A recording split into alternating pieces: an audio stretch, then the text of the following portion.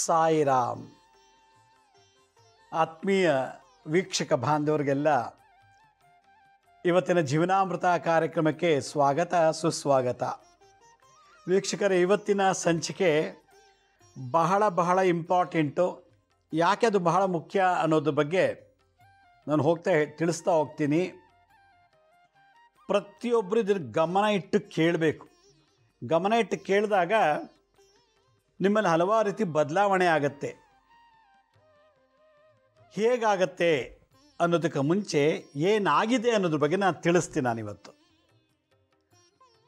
ಇವತ್ತು ಈ ಕಲಿಯುಗದಲ್ಲಿ ಪ್ರಥಮ ಪಾದ, ಈ ಕಲಿಯುಗದಲ್ಲಿ 4 ಪಾದ ಇದೆ. ಪ್ರಥಮ, ದ್ವಿತೀಯ, ತೃತೀಯ, ಚತುರ್ಥ ಅಂತೇಳಿ. ನಾವಿನ್ನೂ ಪ್ರಥಮ ಪಾದನೇ ಮುಗಿಸಿಲ್ಲ.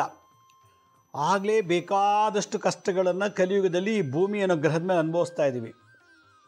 ಯಾವ್ಯಾವ ಕಷ್ಟಗಳು?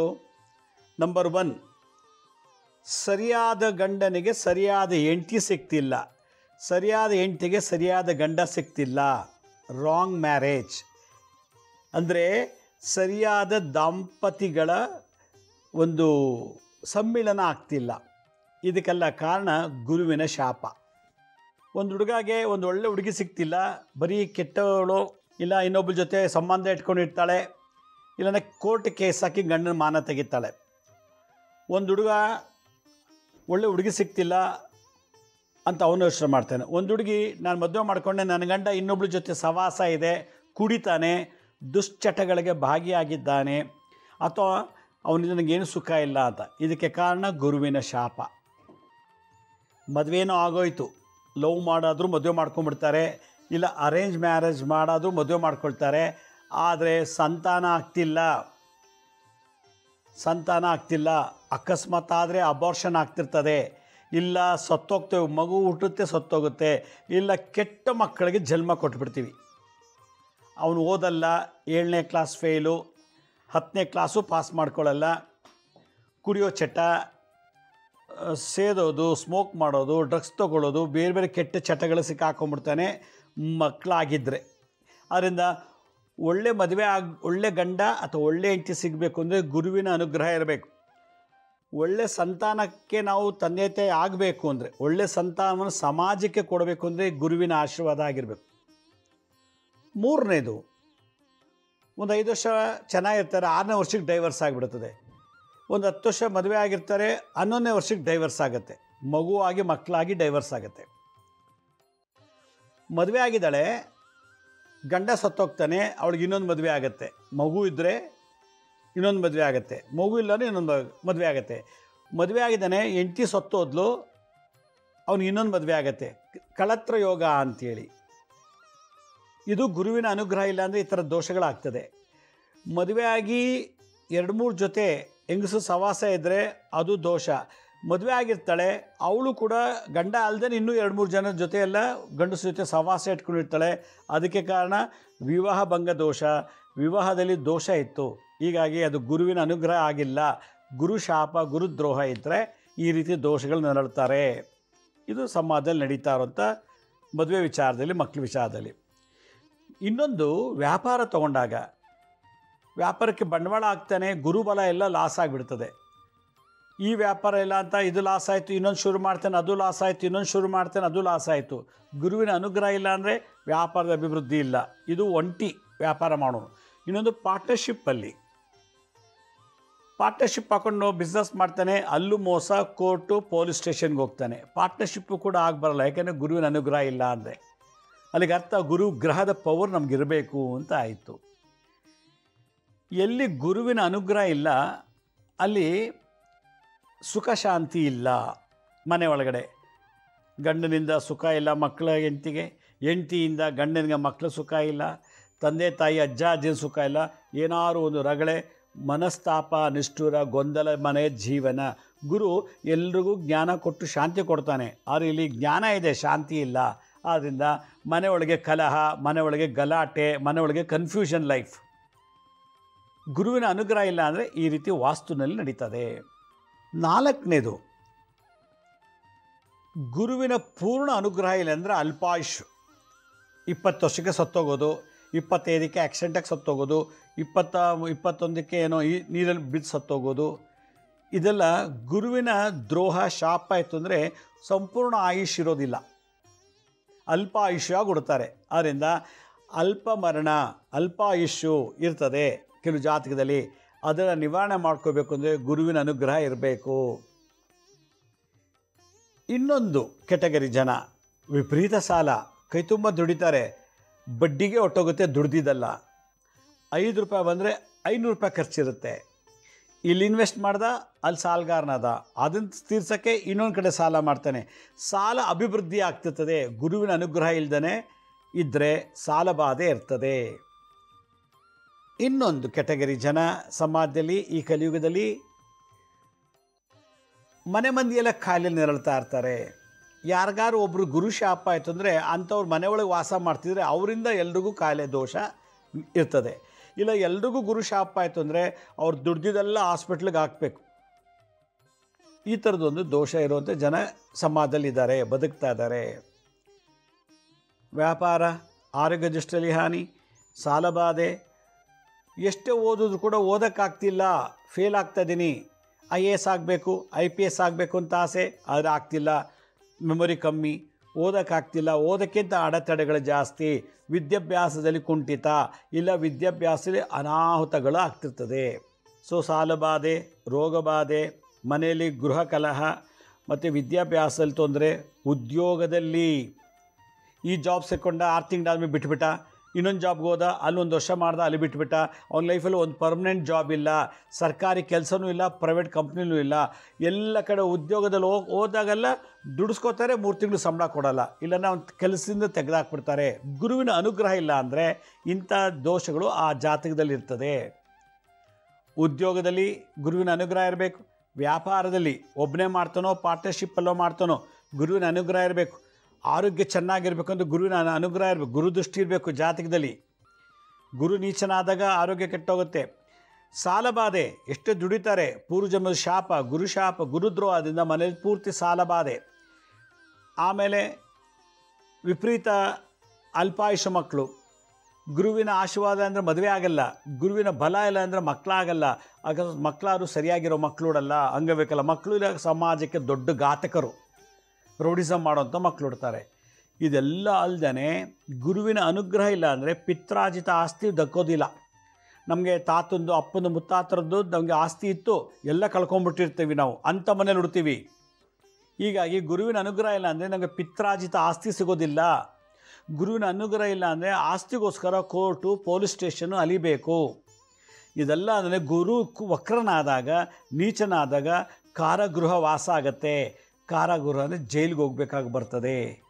ನೋಡಿ ಎಷ್ಟೊಂದು ಸಮಸ್ಯೆನ ನಾವು ಅನುಭವಿಸ್ತೀವಿ ಗುರುವಿನ ಅನುಗ್ರಹ ಇಲ್ಲ ಅಂದಾಗ. ಅದಕ್ಕಾಗಿ ಗುರುವಿನ ಅನುಗ್ರಹ ಬೇಕು. ಹಾಗಾದರೆ ಈ ಥರ ದೋಷಗಳು ನಮ್ಮ ಮನೆಯಲ್ಲಿ ನಡೀತಾ ಇತ್ತು ಅಂದರೆ ರೇಪ್ ಮಾಡಿ ಸಾಯಿಸ್ಬಿಡ್ತಾರೆ, ಕೊಲೆ ಮಾಡಿ ಸಾಯಿಸ್ಬಿಡ್ತಾರೆ, ಬೆಂಕಿಗೆ ಬೀಳಿಸಿ ಅಥವಾ ನೇಣು ಹಾಕ್ಕೊಂಡು, ಇವೆಲ್ಲ ದೋಷ, ಅಪಮೃತ್ಯು ದೋಷ, ಮರಣಕಂಟಕ ದೋಷ. ಗುರು ಜ್ಞಾನ ಕಮ್ಮಿ ಆದಾಗ, ಗುರು ನೀಚನಾದಾಗ ಜಾತಕದಲ್ಲಿ, ಗುರು ವಕ್ರನಾದಾಗ, ಗುರು ಪಾಪಗ್ರಹ ಜೊತೆ ಸೇರಿದಾಗ ಕೊಲೆಗಳಾಗೋಗ್ಬಿಡ್ತದೆ. ಇದನ್ನೆಲ್ಲ ತಡೆಗಟ್ಟಿ ಸುಖವಾಗಿರೋಷ್ಟು ದಿವಸ ನಾವು ಸಂಪೂರ್ಣವಾಗಿ ಬಾಳಿ ಬದುಕಿ ಮಕ್ಕಳು ಮೊಮ್ಮಕ್ಕಳ ಜೊತೆ ಇದ್ದು ಆನಂದವಾಗಿ ಒಂದಿನ ಪ್ರಾಣ ಬಿಡಬೇಕು ಅಂದರೆ ಏನು ಪರಿಹಾರ ಮಾಡ್ಕೋಬೇಕು? ಗುರುಗ್ರಹಕ್ಕೆ. ನೋಡಿ, ಇದು ವಿಶ್ವಾವಸು ಸಂವತ್ಸರ ನಡೀತಾ ಇದೆ. 2026 ಪರಾಭವ ಸಂವತ್ಸರ ಅಂತ ಬರ್ತದೆ. 40ನೇ ವರ್ಷ. 60 ವರ್ಷಗಳಿಗೆ ಮತ್ತೆ ಆ ಸೈಕಲ್ ರಿಪೀಟ್ ಆಗುತ್ತೆ. ಸಂವತ್ಸರ ಅಂದರೆ 1 ವರ್ಷ. ಈಗ ವಿಶ್ವಾವಸು ಸಂವತ್ಸರ ಮುಗಿಯುತ್ತೆ ಯುಗಾದಿಗೆ. ಯುಗಾದಿ ಆದ್ದರಿಂದ ಪರಾಭವ ಸಂವತ್ಸರ ಅಂತ. ಇದು ಈ ಸಂವತ್ಸರ 60 ಸಂವತ್ಸರ ರಿಪೀಟ್ ಆಗ್ತಾ ಹೋಗುತ್ತದೆ. ಈಗ ನೆಕ್ಸ್ಟ್ ಇಯರು 40ನೇ ವರ್ಷ, ಅದು ಪರಾಭವ ಸಂವತ್ಸರ. ಅದಕ್ಕೆ ಅಧಿಪತಿ ಯಾರು? ಗುರುಗ್ರಹ, ಗುರುವಿನ ವರ್ಷ ಅಂತ ಕರೀತಾರೆ. ಈ ಮುಂದಿನ ವರ್ಷ 2026ಕ್ಕೆ ನಾವೆಲ್ಲೂ ನೋಡದೇ ಇರುವಂಥ ಕಷ್ಟಗಳನ್ನು ನೋಡಬೇಕು, ಕೇಳಬೇಕು, ಅನುಭವಿಸ್ಬೇಕು. ಆ ವರ್ಷಕ್ಕೆ ಪರಾಭವ ಸಂವತ್ಸರನ ಗುರು ವರ್ಷ ಅಂತ ಯಾಕೆ ಕರೀತಾರೆ ಅಂತಂದರೆ, ಗುರುವಿನ 60 ವರ್ಷಗಳ ಚಕ್ರದಲ್ಲಿ 1 ವರ್ಷ ಬರ್ತದೆ, ಅದೇ ಈ ಪರಾಭವ ಸಂವತ್ಸರ ಅಂಥೇಳಿ. ಗುರು 60 ವರ್ಷಗಳ ನಂತರ ಅಂದರೆ ಆ ಚಕ್ರದಲ್ಲಿ ಮತ್ತೊಂದು ಸಲ ಬರೋ ವರ್ಷವೇ ಪರಾಭವ ಸಂವತ್ಸರ ಅಂಥೇಳಿ. ಈ ವರ್ಷದಲ್ಲಿ ಎಷ್ಟೋ ಜನ ಕಾರು, ಸೈಟು, ಮನೆ, ಬಂಗ್ಲೆ ಎಲ್ಲ ಇಟ್ಕೊಂಡಿರ್ತಾರೆ. ಈ ಪರಾಭವ ಸಂವತ್ಸರದಲ್ಲಿ ಒಂದೊಂದ ಕಳ್ಕೊಂಡ್ಬಿಡ್ತಾರೆ. ಕುದುರೆ ರೈಸು, ಕಾರ್ಡ್ಸ್ ಆಡಿ, ಮತ್ತು ಬೆಟ್ಟಿಂಗ್ ಕಟ್ಟಿ, ಮತ್ತು ಇನ್ಯಾವುದಾದ್ರು ಇನ್ವೆಸ್ಟ್ ಮಾಡಿ ಈ ಭೂಮಿ ಗ್ರಹದಲ್ಲಿ ಮುಂದಿನ ವರ್ಷ ಭಾಳಷ್ಟು ಜನ ಹಣ ಇರೋರೆಲ್ಲ ಕಳ್ಕೊಂಡ್ಬಿಡ್ತಾರೆ. ಮತ್ತು ಐಶ್ವರ್ಯವನ್ನು ಪಡಿಬೇಕು, ಸಂಪತ್ತು ಪಡಿಬೇಕು ಅಂತಂದರೆ ಭಾಳ ಕಷ್ಟ ಇರ್ತದೆ ಗುರುವಿನ ಆಶೀರ್ವಾದ ಇಲ್ದಿರೋದ್ರಿಂದ. ನಂಬರ್ 1. ನೆಕ್ಸ್ಟು ವರ್ಷದಲ್ಲಿ ಭಾಳ ಕಠೋರವಾಗಿ ಮಾತಾಡಿ ಕೋರ್ಟು, ಜೈಲು, ಪೊಲೀಸ್ ಸ್ಟೇಷನ್ಗೆ ಹೋಗುವಂಥ ಯೋಗ ಇದೆ ಈ ನೆಕ್ಸ್ಟ್ ಸಂವತ್ಸರದಲ್ಲಿ.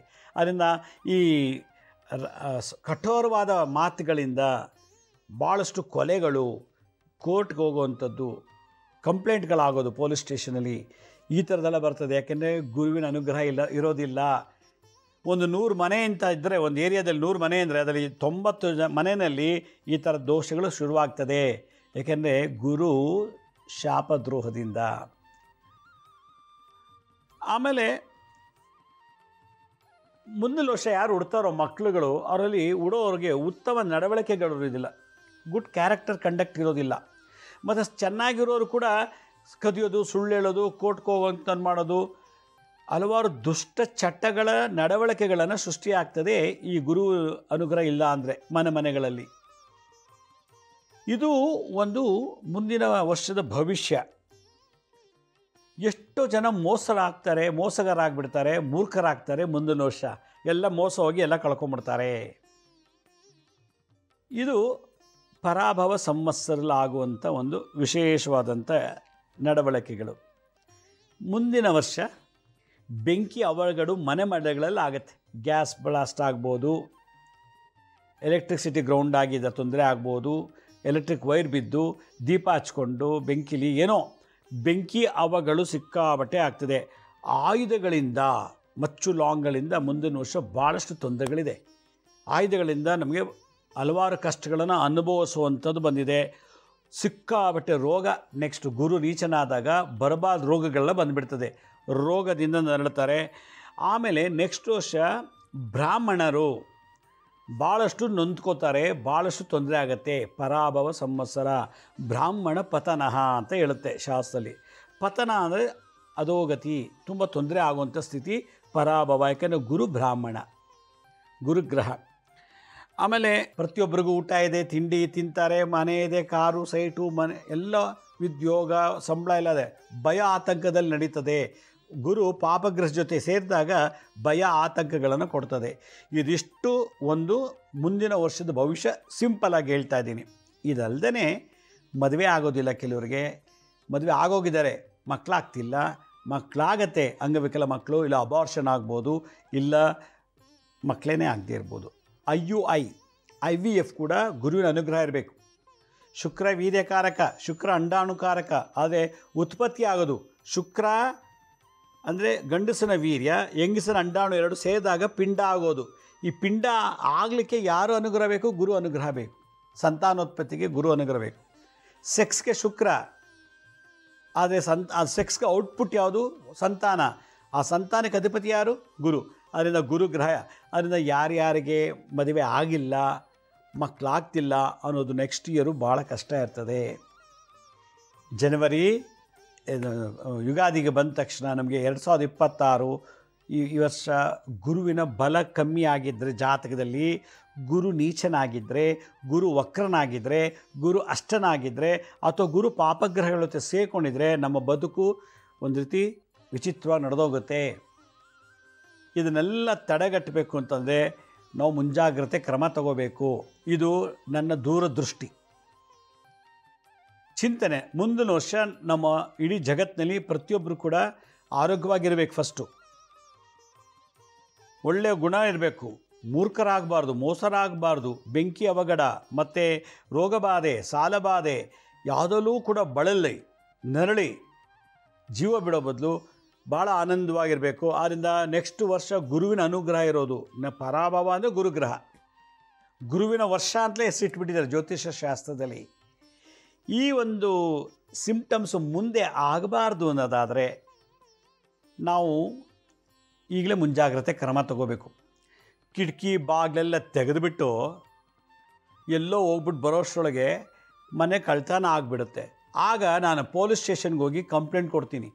ಆಗ ಪೊಲೀಸರು ಕೇಳ್ತಾರೆ, ಕಳ್ಳ ಬರ್ಲಿಕ್ಕೆ ನೀವೇ ಅವಕಾಶ ಮಾಡಿಕೊಟ್ಟು, ಯಾಕೆ ಕಿಟಕಿ ಬಾಗಿಲೆಲ್ಲ ತೆಗೆದುಬಿಟ್ಟು ಹೋದರೆ ಕಳ್ಳ ಬರ್ದು ಇನ್ನೇನು ದೇವ್ರು ಬರ್ತಾರಾ, ಈ ಕಂಪ್ಲೇಂಟ್ ಕೊಟ್ಟಿದ್ದೀರಾ ನಮಗೆ ಆಗಲ್ಲ ಅಂತ ಬೈತಾರೆ. ಅದರಿಂದ ಕಳ್ಳ ಬಂದು ಹೋಗಿ ಕತ್ಕೊಂಡು ಹೋಗಿ ನಾವು ಸಫರ್ ಪಡೋ ಕಂಪ್ಲೇಂಟ್ ಕೊಡೋ ಬದಲು ಕಳ್ತನ ಆಗೋಕ್ಕೆ ಮುಂಚೆನೇ ಕಿಟಕಿ ಬಾಗಿಲನ್ನ ಭದ್ರಾಗಿ ಹಾಕಿಬಿಟ್ರೆ ನಾವು ಸೇಫು, ನಮ್ಮ ಮನೆ ಐಟಮು ಸೇಫು, ಕಳ್ತನೇ ಆಗಲ್ಲ, ಪೊಲೀಸ್ ಸ್ಟೇಷನ್ಗೆ ಹೋಗೋ ಭ್ರಮೆ ಇರಲ್ಲ.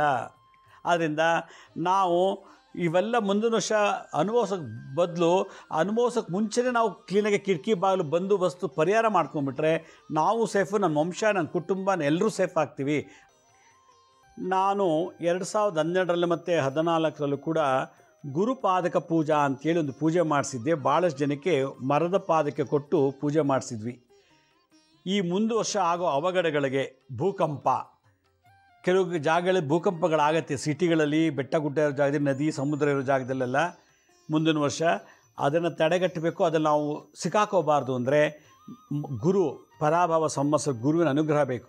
ಅದಕ್ಕೆ ಏನು ಮಾಡ್ತಾಯಿದ್ದೀವಿ ಅಂತಂದರೆ, ನಮ್ಮ ಪಾಂಡುರಂಗ ಟೆಂಪಲ್ ಟ್ರಸ್ಟಿಂದ ನೋಡಿ, ಇದು ಒಂದು ಪಾದಕೆಗಳು, ಇದು ಟೀಕುಡ್ಡಲ್ಲಿ ಮಾಡಿಸಿರೋದು. ಈ ಪಾದಕೆಗಳಿಗೆ ಪೂಜೆ ಮಾಡಿಸ್ತಾ ಇದ್ವಿ. ಡಿಸೆಂಬರ್ 4ನೇ ತಾರೀಕು ಈ ವರ್ಷ, ಡಿಸೆಂಬರ್ 4 ಗುರುವಾರ ದಿನವೇ ದತ್ತಾತ್ರೇಯರು ಹುಟ್ಟಿದ ದಿನ, ಆದಿಗುರು ಜಗದ್ಗುರು ಹುಟ್ಟಿದ ದಿವಸ. ಆ ಹುಟ್ಟಿದ ದಿವಸ ಈ ಮರದ ಪಾದಕೆಗಳನ್ನು 1008 ದಂಪತಿಗಳು, 108 ಬ್ರಹ್ಮಚಾರಿಗಳು, ಮದುವೆ ಆಗಿಲ್ಲ, 108 ಬ್ರಹ್ಮಚಾರಿಣಿಯರು, ಮದುವೆ ಆಗಿದ್ರು ಹೆಣ್ಣುಮಕ್ಕಳನ್ನು ಕೂರಿಸಿ ಈ ಪಾದಕ ಪೂಜೆನ ಮಾಡ್ತಾಯಿದ್ದೀವಿ. ಇದು ಡಿಸೆಂಬರ್ 4ನೇ ತಾರೀಕು ಗುರುವಾರ ತುಮಕೂರಲ್ಲಿ ನಾವು ಮಾಡ್ತಾಯಿದ್ದೀವಿ. ಇದನ್ನು ನಿಮ್ಮ ಕೈ ಕೊಟ್ಟು ಪ್ರಾಣ ಪ್ರತಿಷ್ಠಾಪನೆ ಮಾಡಿ, ಇದಕ್ಕೆ ಅಭಿಷೇಕ ಮಾಡಿ, 64 ರೀತಿ ಪೂಜೆಗಳನ್ನು ಮಾಡಿಸಿ, ಇದಕ್ಕೆ ಕಳಾಶಕ್ತಿ ಹೋಮ ಮಾಡಿ, ಆಮೇಲೆ ಇದಕ್ಕೆ ಶಾಂತಿ ಮಾಡಿ ನಿಮಗೆ ಕೊಡ್ತಾ ಇದ್ದೀವಿ. ಈ ಪಾದಕ್ಕೆ ಒಂದು ಗುರು ಇದ್ದ ಹಾಗೆ, ಮನೆಯಲ್ಲಿ ಒಂದು ಮನುಷ್ಯ ಇದ್ದಾಗೆ. ಗುರುವಿಗೆ ದೇಹ ಪೂಜೆ ಇಲ್ಲ, ಪಾದ ಪೂಜೆ ಮಾಡಬೇಕು ಅಂತ ಗುರು ಸಂಹಿತೆ. ಅದರಿಂದ ಗುರುಗಳ ಪಾದಕ ಮಹಾಶ್ರೇಷ್ಠ. ಎಲ್ಲ ಧರ್ಮದವ್ರಿಗೂ ಎಲ್ಲರಿಗೂ ಗುರುಗಳು ಸಿಗೋದಿಲ್ಲ. ಇವತ್ತಿನ ದಿವಸ ಅವ್ರ ಜಾತಿಯಲ್ಲಿ ಗುರುಗಳು ಇರೋದಿಲ್ಲ, ಮತ್ತು ಗುರು ಬೇಕು ಅಂದು ಕೂಡ ಅವ್ರು ಸಿಗೋದಿಲ್ಲ. ಸಿಕ್ಕಿದ್ರು ಕೂಡ ನಿಮಗೆ ಅದನ್ನು ಉಪಯೋಗಿಸ್ಕೊಳ್ಳೋಂಥ ರೀತಿಯಲ್ಲಿ ನಮ್ಮ ಸಂಸ್ಕಾರ ಇರೋದಿಲ್ಲ. ಅದರಿಂದ ಈ ಒಂದು ಮರದ ಪಾದಕೆನ ನಾವು ನಿಮಗೆ ಕೊಡ್ತಾ ಇದ್ದೀವಿ. ಡಿಸೆಂಬರ್ 4ನೇ ತಾರೀಕು ನಿಮ್ಮ ಕೈಲೇ ಪೂಜೆ ಮಾಡಿಸಿ, ನೀವೇ ಪ್ರಾಣ ಪ್ರತಿಷ್ಠಾಪನೆ ಮಾಡಬೇಕು.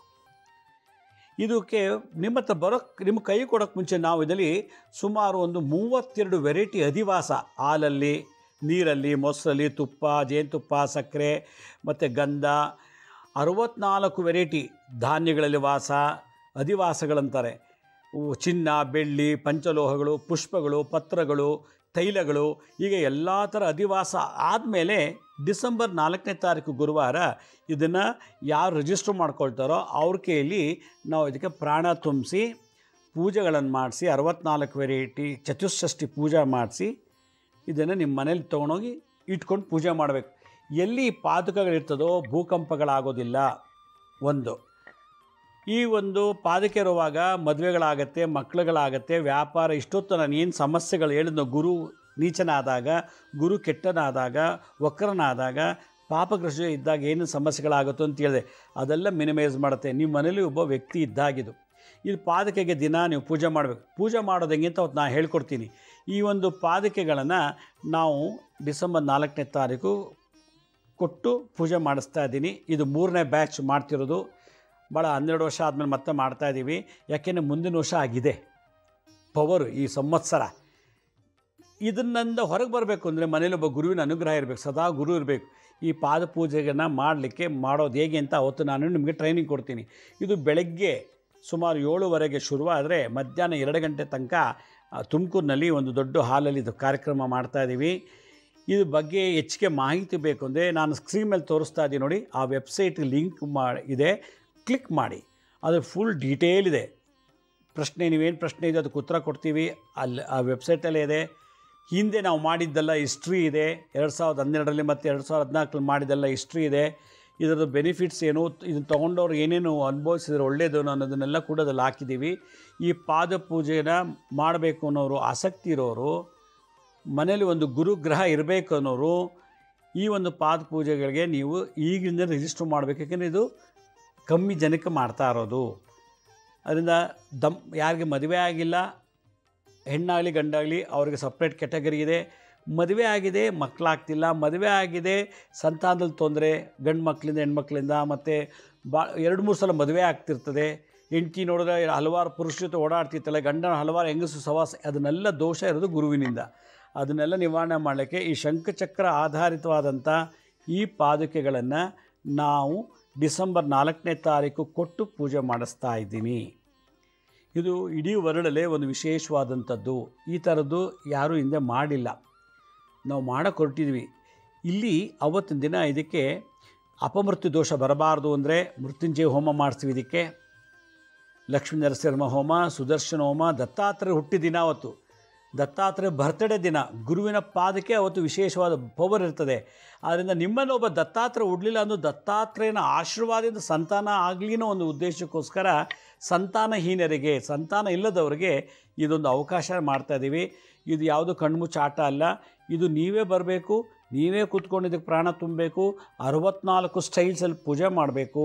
ಆಮೇಲೆ ಇದಕ್ಕೆ ನಾವು ಹೋಮ ಮಾಡಿ ಇನ್ನೂ ಅದಕ್ಕೆ ಹೆಚ್ಚಿನ ಶಕ್ತಿ ನಿಮ್ಮ ಕೈಯಲ್ಲೇ ತುಂಬಿಸ್ತೀವಿ. ನಾವು ಹೋಮ ಮಾಡ್ತೀವಿ, ಇದೆಲ್ಲ ಮಾಡಿ ಕೊನೆಗೆ ಪಾದಕ್ಕೆ ನೀವೇ ಮನೆಗೆ ತೊಗೊಂಡೋಗಿಟ್ಟು ನಿತ್ಯ ಪೂಜೆ ಮಾಡಬೇಕು, ಅಭಿಷೇಕ ಮಾಡಬೇಕು. ಇದೊಂದು ಒಳ್ಳೆಯ ವಿಶೇಷವಾದದ್ದು. ಇದು ನಮ್ಮ ಪಾಂಡುರಂಗ ಟೆಂಪಲ್ ಟ್ರಸ್ಟಿಂದ ಮಾಡ್ತಾ ಇರೋದು. ಇದರಿಂದ ಬಂದಂಥ ದುಡ್ಡು, ಇದಕ್ಕೇನು ನೀವು ಕೊಡ್ತೀರೋ ಆ ದುಡ್ಡು ನಮ್ಮ ಪಾಂಡುರಂಗ ದೇವಸ್ಥಾನ ಇವಾಗ ಕಟ್ಟಕ್ಕೆ ಶುರು ಮಾಡಿದ್ದೀವಿ.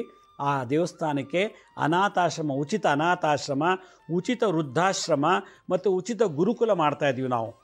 ಆ ಒಂದು ಕಾರ್ಯಕ್ಕೆ ಈ ಪಾದ ಪೂಜೆಯಿಂದ ಬರೋ ಭಿಕ್ಷೆಯನ್ನು ನಾವು ಆ ಸೇವೆಗಳಿಗೆ ಉಪಯೋಗಿಸ್ತೀವಿ. ಆದ್ದರಿಂದ ಆಸಕ್ತಿ ಇರೋರು ಆ ಕೆಳಗಡೆ ಸ್ಕ್ರೀನ್ ಮೇಲೆ ಏನಿದೆಯೋ ಆ ಲಿಂಕ್ಗೆ ಕ್ಲಿಕ್ ಮಾಡಿ ಹೆಚ್ಚಿನ ಡೀಟೇಲ್ಸ್ ಕಲೆಕ್ಟ್ ಮಾಡ್ಕೊಳ್ಳಿ ಅಂತ ಹೇಳ್ತಾ, ನಮ್ಮ ಹಳೆಯ ಸಂಚಿಕೆಗಳನ್ನ ಯಾರು ನೋಡೋಕ್ಕಾಗಿಲ್ವೋ ಅವರು ನಮ್ಮ ಶಿರಡಿ ಸಾಯಿ ಭಿಕ್ಷಾ ಕೇಂದ್ರ ಮತ್ತು ಹೆಲ್ತ್ ಸೈನ್ಸ್ ಅಂತ 2 ಯೂಟ್ಯೂಬ್ ಚಾನಲ್ ಇದೆ. ಇದ್ರ ಜೊತೆಗೆ SSBK ಜ್ಞಾನೋದಯ ಅಂತ ಒಂದು ಮ್ಯೂಸಿಕ್ ಚಾನಲ್ ಇದೆ. ಮೂಲಕ ಸಬ್ಸ್ಕ್ರೈಬ್ ಮಾಡ್ಕೊಳ್ಳಿ, ಪಕ್ಕದಲ್ಲಿರೋ ಬೆಲ್ ಬಟನ್ ಪ್ರೆಸ್ ಮಾಡಿ, ನೋಡೋದು ಲೈಕನ್ನು ಬಟನ್ ಪ್ರೆಸ್ ಮಾಡಿ. ಆಮೇಲೆ ಆ ಲಿಂಕನ್ನು ನಿಮ್ಮ ಬಂಧು ಮಿತ್ರರಿಗೆ ವಾಟ್ಸಪ್ ಮುಖಾಂತರ, ಇಮೇಲ್ ಮುಖಾಂತರ ಶೇರ್ ಮಾಡಿ. ಗುರುಜಿ ಲಕ್ಷ್ಮೀ ಶ್ರೀನಿವಾಸ್ ಅಂತೇಳಿ ಫೇಸ್ಬುಕ್ಕು, ಇನ್ಸ್ಟಾಗ್ರಾಮು, ಟ್ವಿಟ್ಟರ್, ಲಿಂಕ್ಡ್ಇನ್ ಕೂಡ ನಾವು ಅಪ್ಲೋಡ್ ಮಾಡ್ತಿರ್ತೀವಿ. ಅಲ್ಲದೇ ಅಪಾಯಿಂಟ್ಮೆಂಟ್ಸ್ ಬೇಕಿದ್ದರೂ www.lakshmisrinivas.in ಅಂತ ನೀವೇ ಲಾಗಿನ್ ಆಗಿ ಯಾವ ಡೇಟು ಯಾವ ಟೈಮ್ಗೆ ಬುಕ್ ಮಾಡ್ಕೋಬೋದು ಅಂತ ಹೇಳ್ತಾ, ಇನ್ನೊಂದು ಸೂಚನೆ, ಅಕ್ಟೋಬರ್ 1ನೇ ತಾರೀಕಿಂದ ನಾನು TV ಕಾರ್ಯಕ್ರಮ ಬಿಟ್ಟು ಯೂಟ್ಯೂಬ್ನಲ್ಲಿ ದಿನಕ್ಕೆ ಒಂದೊಂದು ಹೊಸ ಎಪಿಸೋಡ್ಸ್ ಮಾಡ್ತೀನಿ, ಕನ್ನಡ ಮತ್ತು ಇಂಗ್ಲೀಷ್ ಭಾಷೆಯಲ್ಲಿ. ಅಲ್ಲಿ ಇನ್ಮೇಲೆ ನೀವು ಯೂಟ್ಯೂಬ್ನ ಚಾನಲ್ನ ನೀವು ಗಮನಿಸಬೇಕು ಅಂತ ಹೇಳ್ತಾ, ನಾಳಿನ ಸಂಚಿಕೆಯಲ್ಲಿ ಮತ್ತೊಂದು ವಿಶೇಷವಾದಂಥ ಮಾಹಿತಿಯನ್ನು ತಮ್ಮನ್ನು ಭೇಟಿ ಮಾಡ್ತೀನಿ. ಅಲ್ಲಿವರೆಗೂ ನನ್ನ ನಮಸ್ಕಾರ. ಸಾಯಿರಾಮ್.